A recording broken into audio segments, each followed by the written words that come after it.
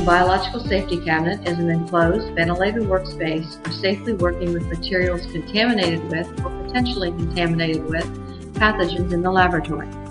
The primary purpose of a BSC is to serve as the primary means to protect the laboratory worker and the surrounding environment from pathogens. All exhaust air is HEPA filtered as it exits the biosafety cabinet, removing harmful bacteria and viruses.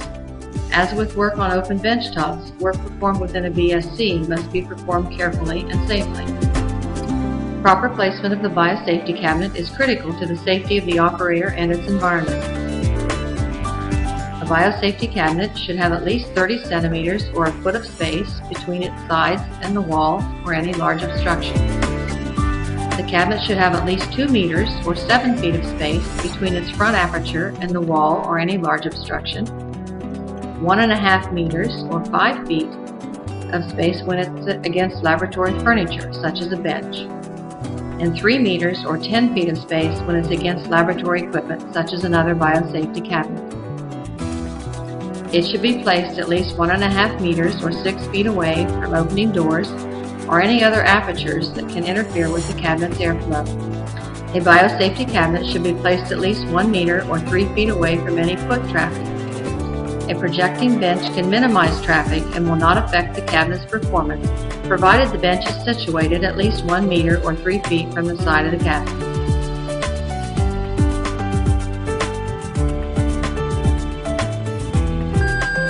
Do not use the cabinet if any of the alarms is triggered.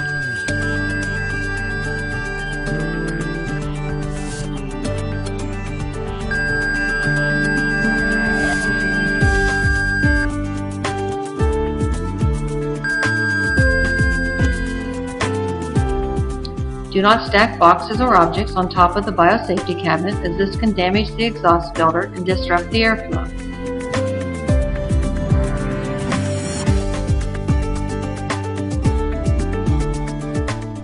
Do not use the cabinet for agents of extreme hazard, such as toxic, flammable, or explosive materials.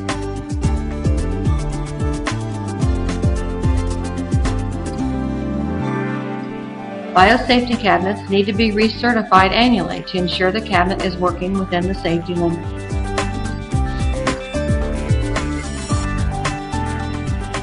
Most biosafety cabinets are designed to be used by one operator only, unless specified otherwise.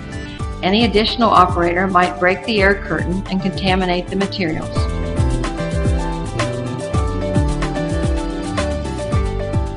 Only a trained operator should operate the biosafety cabinet.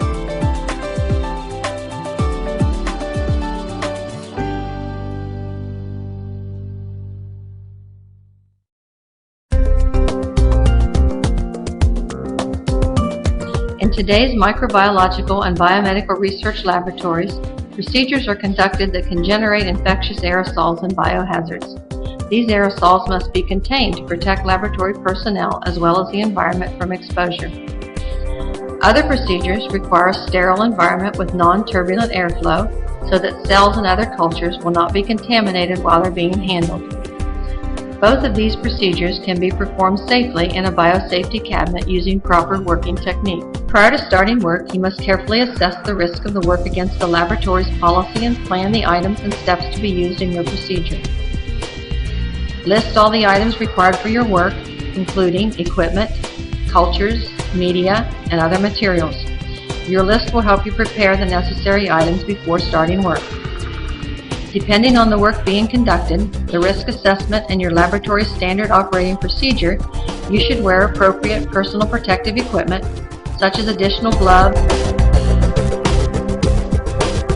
respirator, goggles, or even a face shield for some of the higher risk work. Before donning your protective clothing, wash your hands thoroughly with germicidal soap. When conducting low-risk work, wear a long-sleeve lab coat and latex gloves.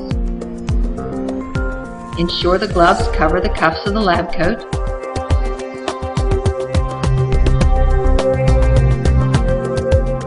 For higher risk work, such as Biosafety Level 2+ and Biosafety Level 3 work, a solid front long-sleeve gown and 2 pairs of gloves are more appropriate.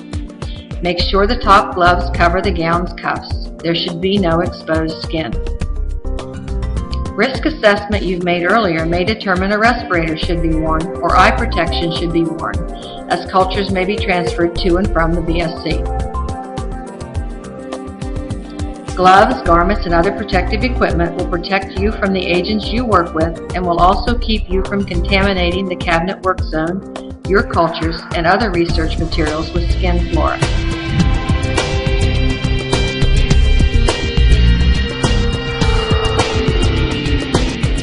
If a germicidal UV lamp is being used, you must deactivate the lamp as soon as you enter the laboratory. Raise the front sliding sash to the opening height and turn on the fluorescent lights. Ensure the air intake and exhaust area of the cabinet are free of obstruction. Start the cabinet blower and allow the cabinet to purge for 3 to 5 minutes. This will remove the airborne contaminants from the work zone and stabilize the cabinet airflow. Adjust the height of your lab chair so that your shoulders are approximately level with the front sliding sash. This will give you better visibility of the work zone and ensure that your face is protected by the front sash while giving you plenty of room to work. Wipe down the interior work zone surfaces with an appropriate disinfectant, including the front air grill with a suitable disinfectant, such as 70% isopropyl alcohol. The most effective disinfectant will depend on the organisms manipulated and the work conducted in the biosafety cabinet. Wipe down the external surface of items with disinfectant, then load the cabinet work zone with all the items you'll need for your work. Check the list you've made earlier on. Make sure you have everything you need before you start. Nothing should be taken out of or put in the biosafety cabinet once you've begun working. Pay special attention to the front air grill, which must not be covered as illustrated here. Disruption to the inflow of air into the cabinet will compromise the cabinet performance. The cabinet work zone should not be overloaded.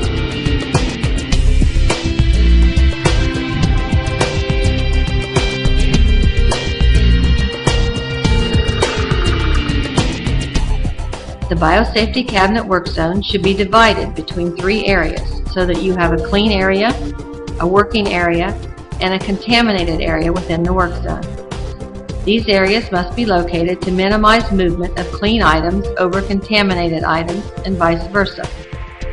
Place your waste containers in the contaminated area. Place your working equipment and specimens in the working area, and your supplies should be located in the clean area. Transfer materials from the clean side through the work area to the contaminated side. Limit the use of sharp instruments, particularly needles and syringes, in the biosafety cabinet. Avoid moving your hands in and out of the biosafety cabinet. When working in the biosafety cabinet, use slow and deliberate movements. Avoid side-to-side arm movements as much as possible.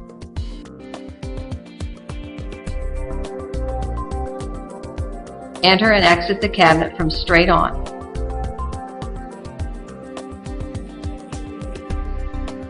It's essential that proper aseptic techniques be followed. Keep the top over Petri dishes or tissue culture plates.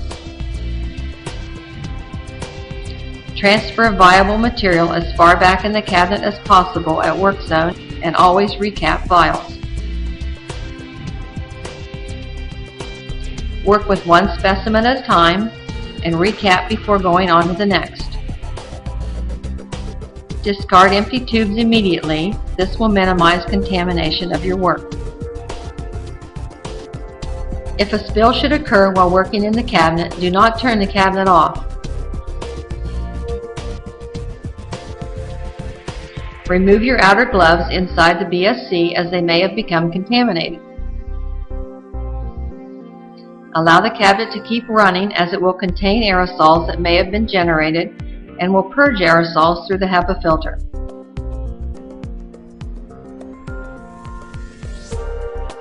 Check your gown sleeves for contamination and discard the gown if it's dirty. Remove your inner gloves, wash your hands, and don a new gown and double gloves. Completely cover the spill with a towel and soak with a 10% bleach solution working from the perimeter to the center of the spill. After allowing 15 to 30 minutes for contact time, wipe the surrounding exposed surface and equipment with appropriate decontaminant. Contact time will depend on the microorganism and the decontaminant. Remember to clean the bleach using sterile water afterward, as it might cause discoloration on the stainless steel surface. If there are any sharps, such as broken cryoampules, pick it up with a pair of forceps or another instrument and place it in the sharps container. Never pick up sharps with your hands. After cleaning up a spill, discard your outer gloves and replace them with a new pair. Allow the cabinet blower to run, purging the work zone for several minutes. And be sure to autoclave all contaminated materials.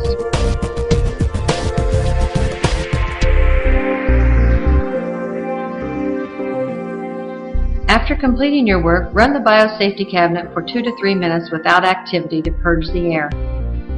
Disinfect the external surfaces of all items to be removed from the biosafety cabinet. Spray the items with 70% IPA or ethanol.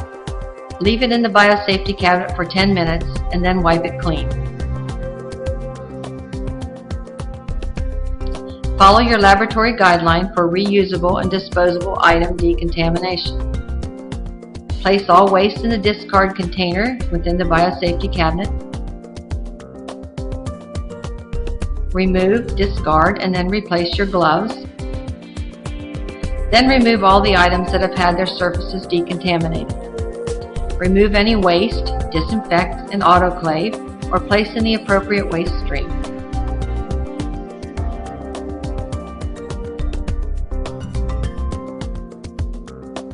With the sash window still in the safe position, disinfect all biosafety cabinet surfaces, including the work zone and front sliding sash,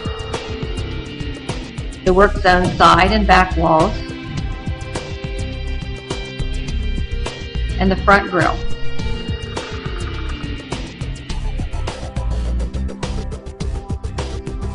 Do not spray inside the front grill, as only safety-trained operators should open and clean under the front grill periodically.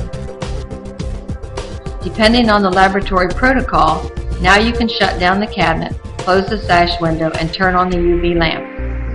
The most effective amount of time for UV light decontamination is around 60 minutes.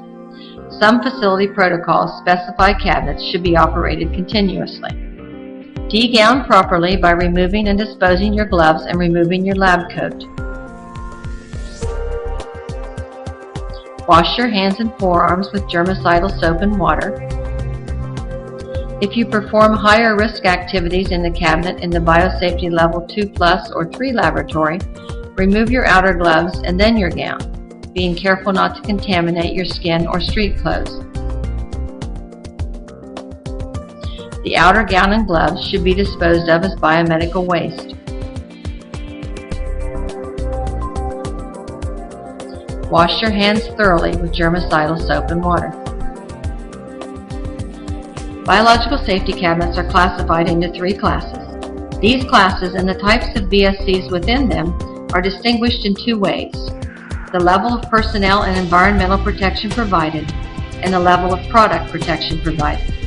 Proper working procedure while using a BSC is crucial, as it will affect the outcome of the work being performed.